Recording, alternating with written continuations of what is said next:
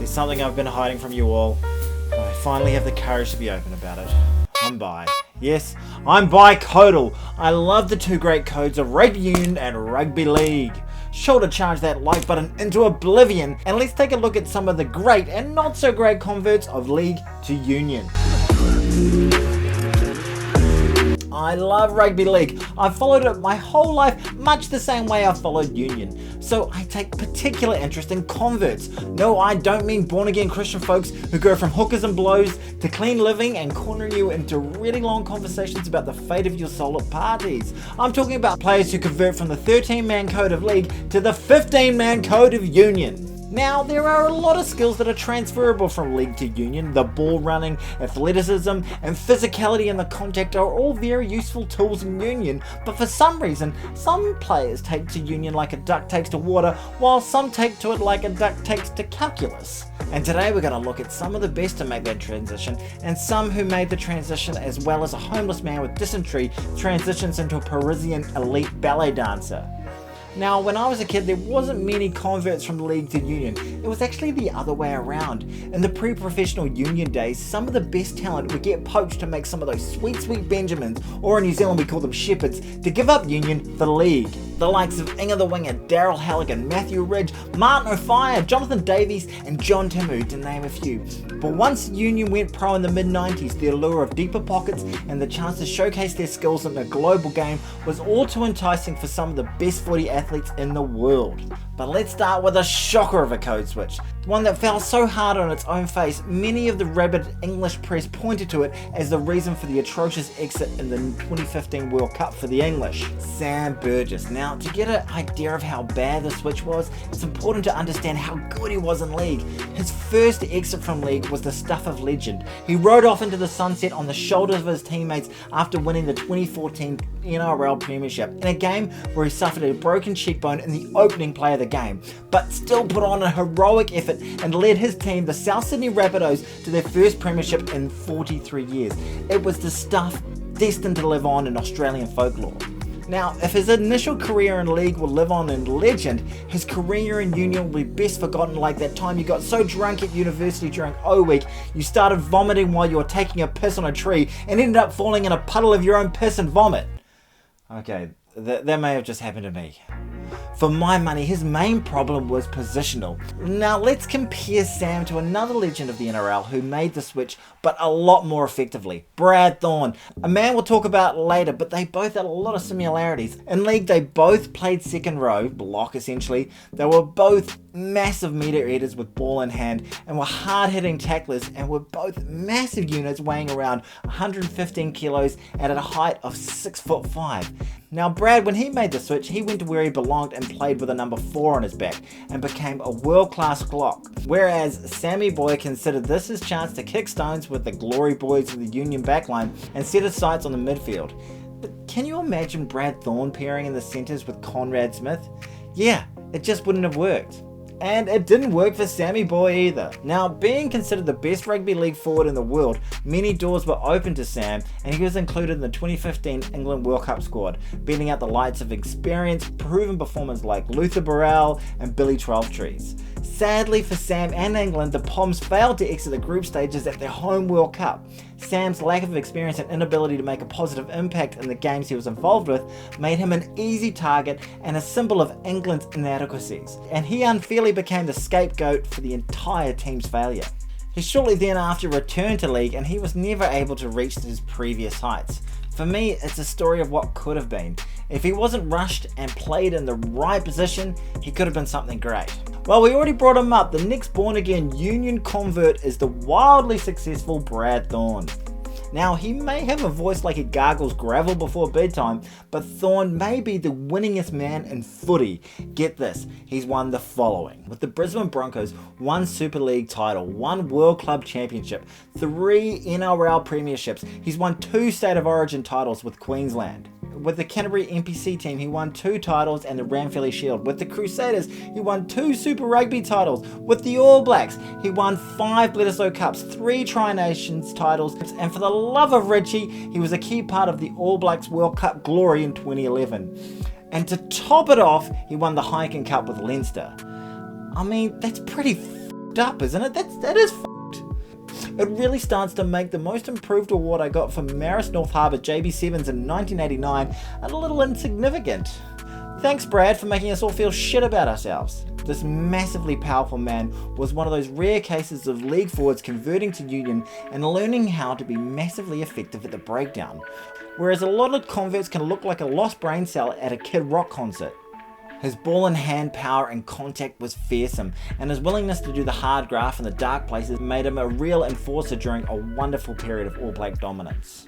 Israel Folau, aka Sparkles McFabulous. Now Sparkles is a phenom whom God may not have gifted with a fully functional brain, but by the power of some fabulous arseless chaps, the man had some other gifts. He could sure as hell play some code, and he was a once in a generational talent.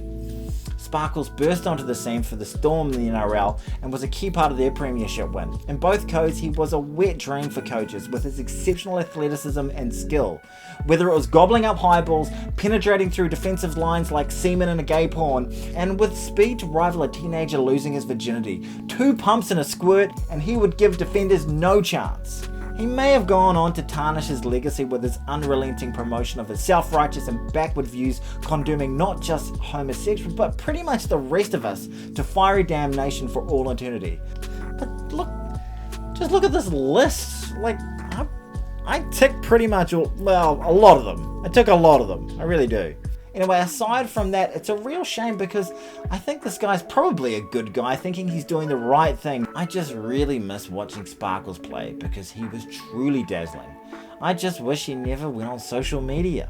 Benji Marshall, a player who lit the game of rugby league on fire with his mind-altering footwork. I mean, just look at that.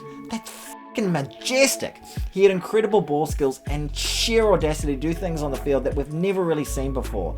This flick pass in the 2005 Grand Final will live on in the annals of time. He was the key part, the guy that made it happen for the Tigers in 2005. If you're ever feeling blue, just go watch one of his highlights packages on YouTube. Trust me, it'll pick you up like surprise morning sex. Benji was also a key cog in the 2006 Rugby League World Cup win for the Kiwis. That was a good one. Now, Benji's career in league started like a rocket, but after suffering a number of serious injuries, including multiple shoulder reconstructions, his form became more consistent. And although he still had outstanding games, he struggled at times to live up to the star power his name held. And then John Kerwin came along as head coach of the Blues in 2013 and lobbied like crazy to get the NRL playmaker into the Blues. Then after a period of pre-coitus courting, Benji signed on with the NZR. Benji came into the Blues on the back of a number of lean years in 2014 and entered with as much hype as a naked hot chick walking through an all-boys Catholic school.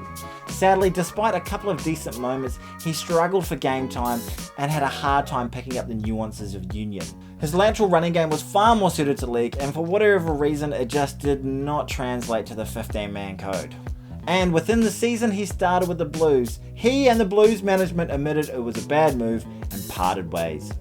2014 was also the end of John Kerwin's coaching career. Fun fact! Now we get him on the breakdown. Thanks, JK. The good news for Benji was that when he returned to league, he entered into a new phase of a career and ended up having a stellar end to his career. And he often pinpoints that period in Union as a real turning point in his career. Sonny Bill Williams, SBW, one of the most polarizing men in both codes. Sonny Bill Williams was another young stud who exploded onto the scene with the Bulldogs and probably has the finest highlight reels of shoulder charges attributed to one player on this blue dome we call the Earth. SBW was an immense force on the field, not just due to his sheer gigantic mass, but also the fact that he had handles of a god with an incredible offload and even had decent pace. He was basically what a footy player would look like if you built him in a video game and set all his sliders up to 100. Apart from kicking. He did a little bit, not too much. Now, the big man was a true talent in the NRL and won a premiership with the Bulldogs in his debut year in 2004. And he and Benji Marshall were probably the best talents in the league to come out of New Zealand. And then with the world at his feet, mid-season and mid-contract, he just said, I've had enough of this shit, and got up and left the Bulldogs without telling anyone at the club, with the intention of playing for the Tana Umaga coach Toulon in France. This created shockwaves in the NRL, where he was labelled a weak-gutted dog, was served an injunction in order to prevent him from playing, and was threatened with arrest and seizure of assets. But somehow none of this really came to pass, but it left fans back in Oz as mad as a cut snake. He then started his career in France and cut his teeth over there. He stated his desire to play in the black jersey early, and when he made his way to New Zealand, he made the tactical decision to play in the Crusader setup and won NPC titles with Canterbury and did enough to make All Black tour to Europe, where he wasn't outstanding but impressed enough. Over his time in rugby, SBW got better and better and was a true pioneer of the back of the hand flick. Until this day, no one can do it better. His ability to draw multi-defenders, create space for his teammates, and somehow get an arm free to serve up a beautiful backhanded flick pass on a platter is a thing of beauty. He did have his detractors in rugby, many of whom who thought he was afforded too many opportunities merely due to his star power alone.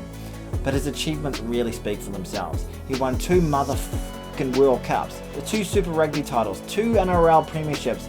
As he became more experienced, he took accountability for the way he left the Bulldogs in his youth and became a fine example to other young players coming through the system as to how to conduct themselves as a professional footy player. And finally, one of the best to ever do it in both codes, Jason Robinson. He set English Rugby League on fire with Wigan and had legs that seemed to move like pistons. They moved so fast they were hard to observe with the naked eye. You couldn't help but be amazed by his exceptional running game, which other attacking threats could really only dream about.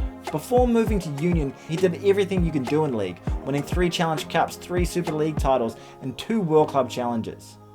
He took to Union really well and carved up opposition with footwork that made you question the very nature of physical laws as he appeared to step in mid-air. His acceleration and pace to get through gaps was truly unworldly. He won a World Cup with England and of course scored a crucial try in the game. He is the only player to have won the Rugby League Golden Boot World Player of the Year and also the IRB International Player of the Year in Rugby Union.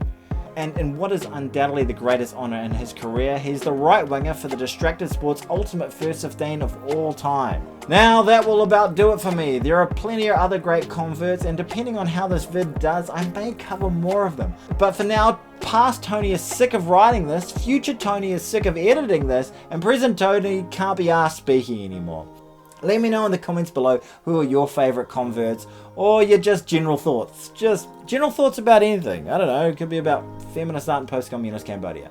Thank you so much for watching this content. If you enjoyed this, please like and subscribe. Go follow me on Twitter @Tones88.